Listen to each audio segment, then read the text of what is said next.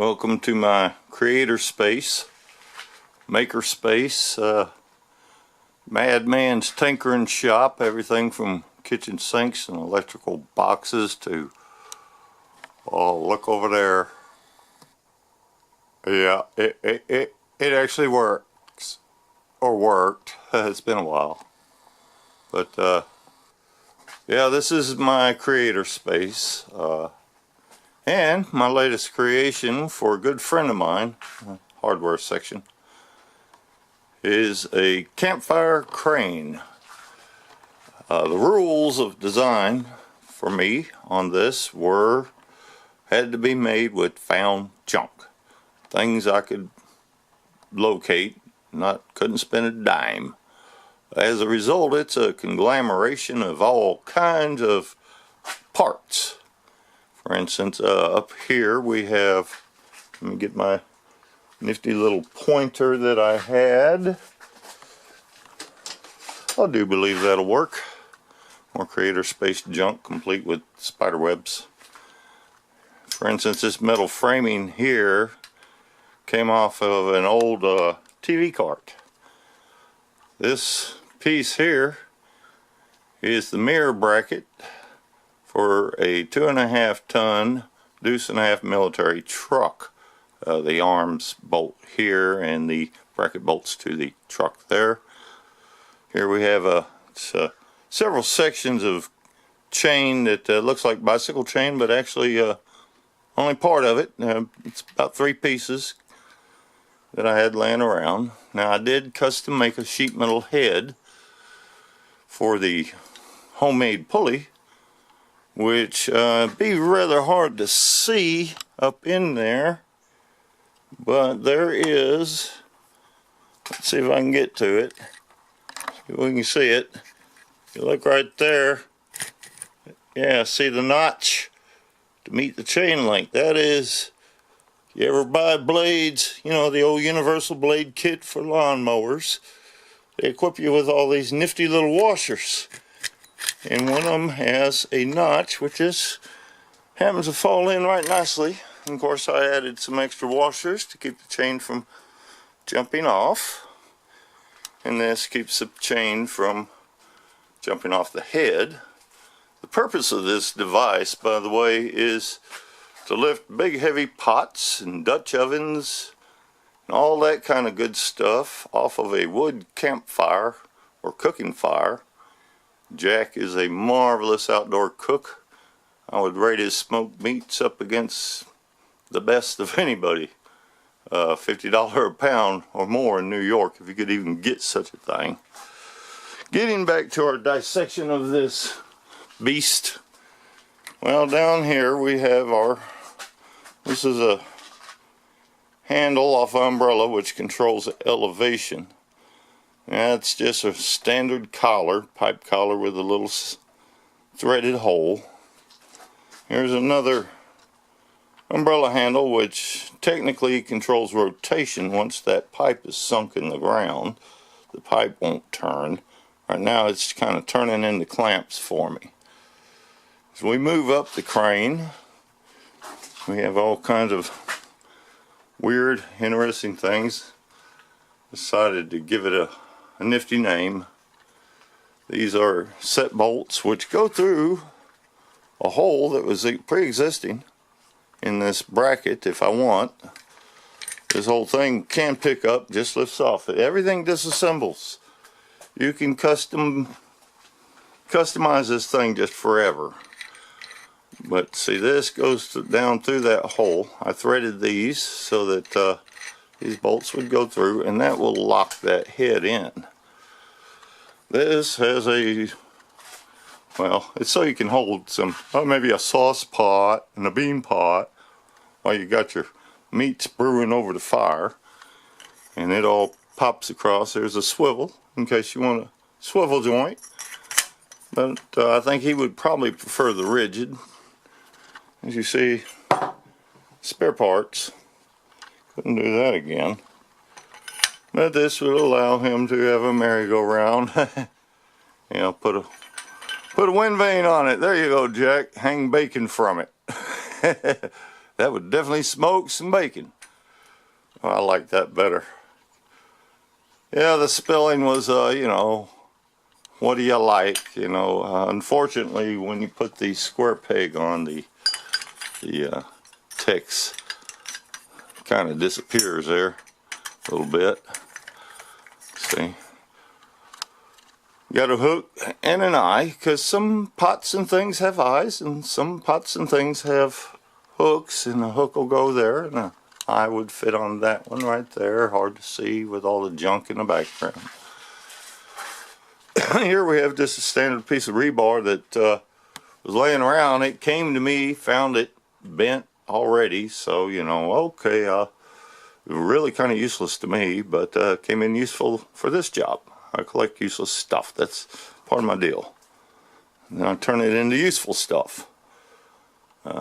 Supposedly that's a new fad. I've been doing it all my life for 50 years. So all you greenies, just back up. I'm an old hand. Now some interesting parts, some other parts. Notice the soap cap on the end of the lawn chair handle. This is all made out of a lawn chair. Now to make this crank, I didn't have a nifty crank that just fit that. What I did, and it's very hard to see, but if you were looking that hole, I cut the pipe this way to fit over a big old square nut. You see the top of the nut head right there. This is from a pipe holder, industrial pipe holder. Normally it would have a big U-clamp on it, with and that's so that the pipe, it would hold a sprinkler pipe, water pipe, whatever up above your head. Now I did drill into the bolt head and tapped for that bolt to help secure it, because it's mostly relying on clamp force. This is an old sprocket I had laying around, and right now this is all, I got it all bunched up for a reason. I've been cleaning the chain, making sure everything functions. The chain will end up hooking about in here. I'm going to put a little catch pot to catch that chain. But currently it just does like that. Once it's got a little weight on it. Of course you see it draws it nice and tight because I have a hook on the end. Now this piece is an old piece of rusty rod I had found. It sits in a diagonal floor joist brace. Now those are the braces that they use in a properly built house to keep the joist from warping and creaking. Now I tied this brace with some old junk baling wire to the pipe to keep it from jumping off and, you know, potentially folding, because that's just a cheap tin brace. If you ever been down to the hardware store, you've probably seen ones that they look like this, and they go crossways between joists to keep the joist from warping over time. See, and this one fits in just like that with a piece of pipe chopped off and stuck there. Okay, we've got actually had to sit down and made me a list of what all this has. Let's see, we got that. We've got an old bearing under here to help this thing swivel. This collar sits on the inner race of the bearing, so that you kind of getting some, and it is a fully encased bearing, but it slips in this pipe easy enough. You don't really need the bearing. We got the 2.5 ton mirror bracket, 3 pieces old chain, 2 old umbrella handles off of trashed lawn umbrellas, 1 old chain drive socket here. Now this is a rather interesting little setup here. This is the strap off of a M151 military Jeep. That's the old school Jeeps. And this bracket behind here is off of a flex link conveyor system from the pharmaceutical factories I used to design. They'd throw that stuff away, had so many. This outside bracket, let me keep turning it. This is around 1986 or so. The military came out with a modification to their deuce and a halves, where they, I think somebody made some money, is a bracket, and there's also a special washer with a tab that you had to drill. What a pain in the butt. But this was a bracket to hold the brake line off of the CV boot on the front axles. It was a retrofit to trucks that had been rebuilt in '56. Tell you how old they were. That was in '86. Them trucks were built in the '40s, and they suddenly decided this will be a good idea. Why they decide that? Somebody wanted to make some money. That's all there is to it. Yeah. Now this is a good old screen door latch, but it's painted orange for a reason. It's a very important part of the safety system. Naturally, if you are cooking with this beast, you do not want to drop your goodies in the fire. That would just be a terrible, terrible thing. And Jack would be, let me loosen this handle because she's kind of stuck. See, just loosen that handle and she just swivels like a dream. So we can so I can get some better light on this puppy. Yeah, now I got the two handles interfering naturally, and isn't that always the tale? It can't be perfect, but anyway, old screen door hook. If you look, I got this thing set up on an eye bolt. That way you can adjust where that thing sits. See how that sits in there. And then I got the washer to run on the middle of the chain. To keep the chain from jumping off the pulley, though, the tension should hold it. I am seriously considering building a little sheet metal doohickey. Would have to, you know, how it sits, I guess, to keep that. That's very important. That chain doesn't drop. If that chain jumps off that socket, your goodies are going in the fire. Now here, let me go ahead and loosen this up. And normally this sets, you should push this down on top of the chain. As she goes out, the hook wants to drop into the chain. You see? I found that you had to keep an eye on it when you take it and letting your chain out, because it wants to automatically hook, which is not such a bad thing. See, look at that. It wants to catch no matter what, and that's what you want. One hand on the handle cranking, one hand having to hold that hook so that you don't forget to lock that hook. And hopefully if you do, it'll drop in the hole anyway. Now that's an important thing to remember. That's the safety. That saves your goodies. That muck up, you forget to hook it after you suspend it above the fire, you will find all your trash in the fire, because it'll be trash after it goes in the fire. A couple old automotive clamps. Let's see what else we got on our list. Bracket, conveyor. Yeah, we got an old pipe. Smoke. That's just old pipe I had laying around. Rebar. And we got our pave. See, this is just a piece of old vacuum. It's meant for vacuum systems and whatnot. Piece of PVC rounded off the edges. Give them a nice swivel on the crank.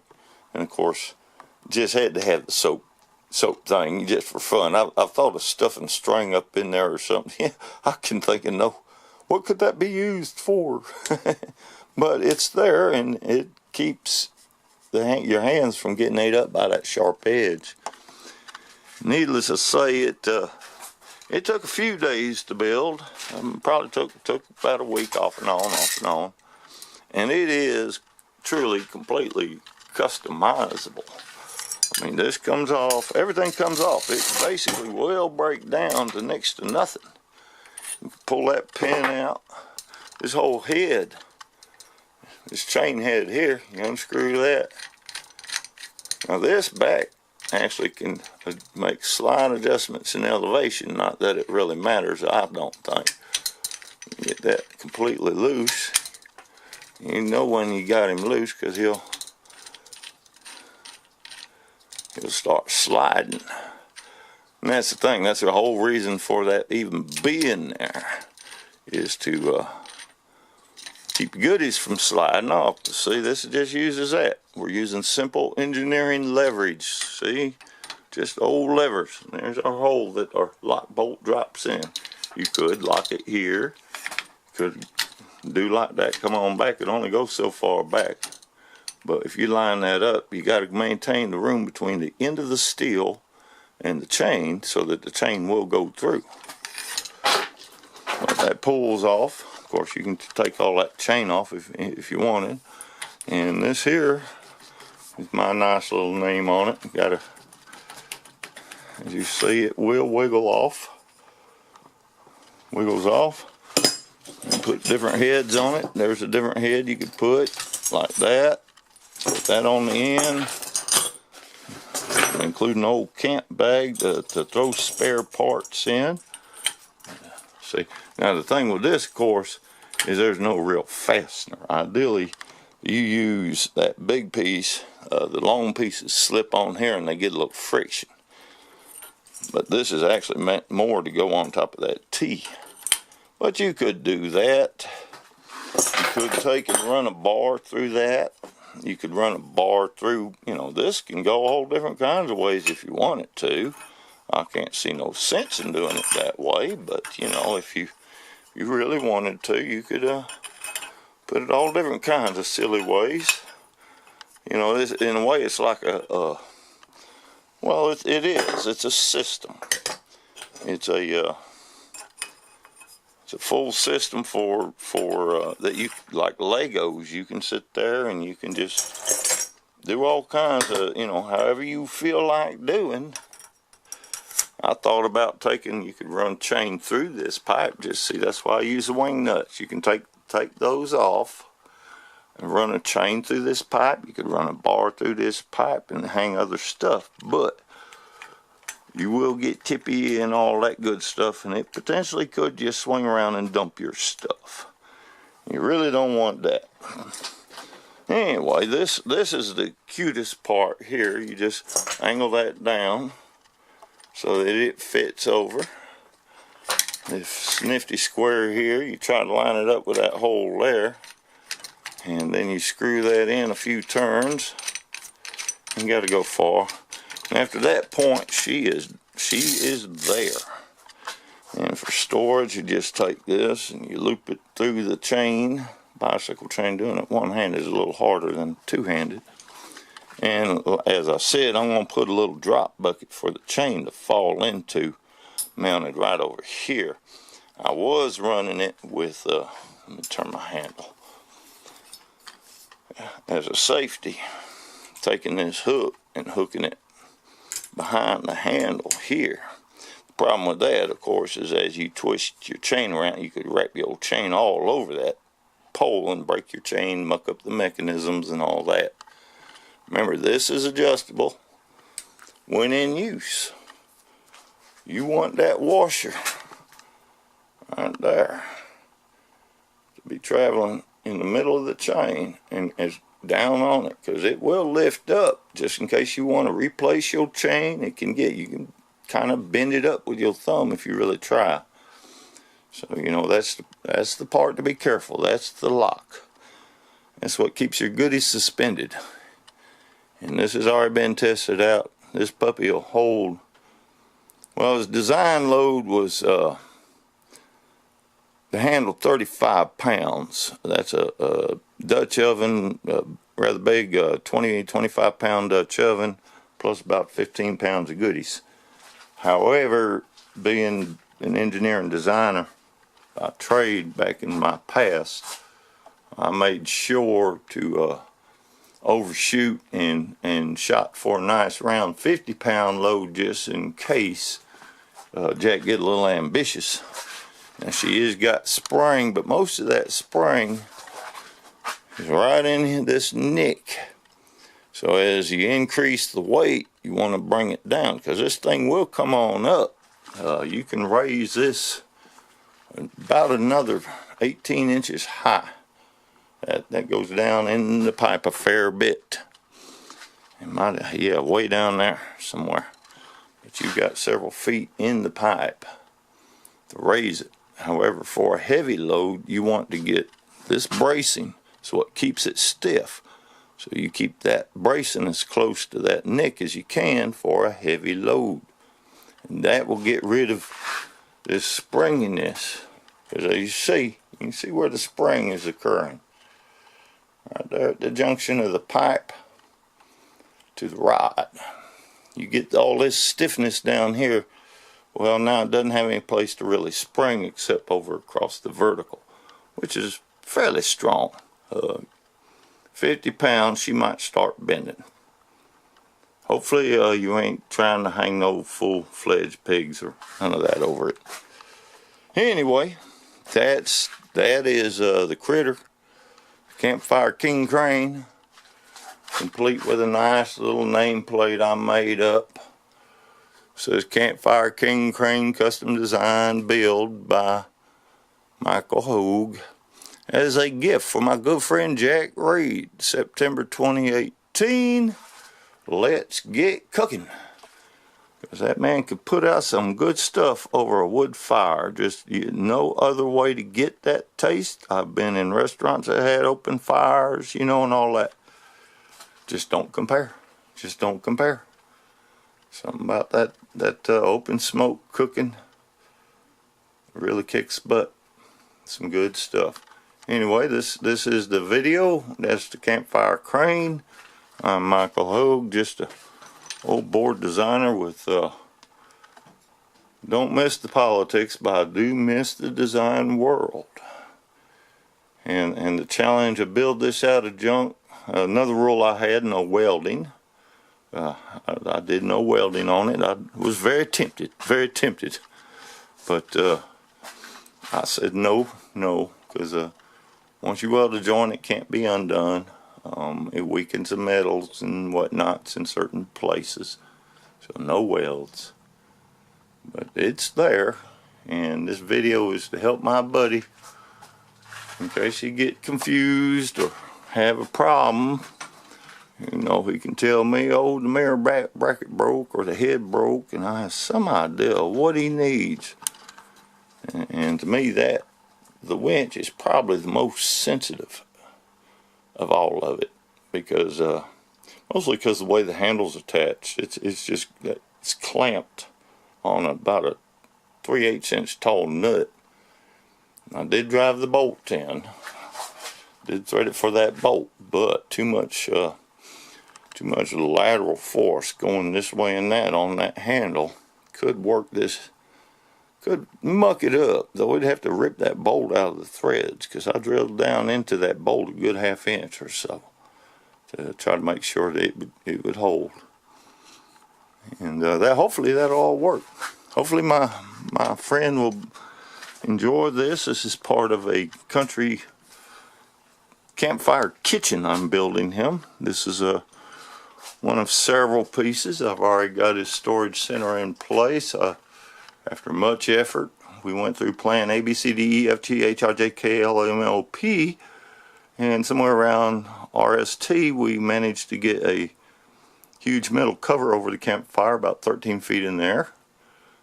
You know, 2 old guys doing that. Yeah, that was fun. And there's a few more odds and ends got to go. But this one I'm kind of proud of. It's kind of made, it's made out of junk. Nothing but junk. Stuff I just had laying around. And didn't cost a dime. I do believe I might get a few fine meals out of this one. What y'all think? Well, from Mike's Makerspace, very dangerous place to play in.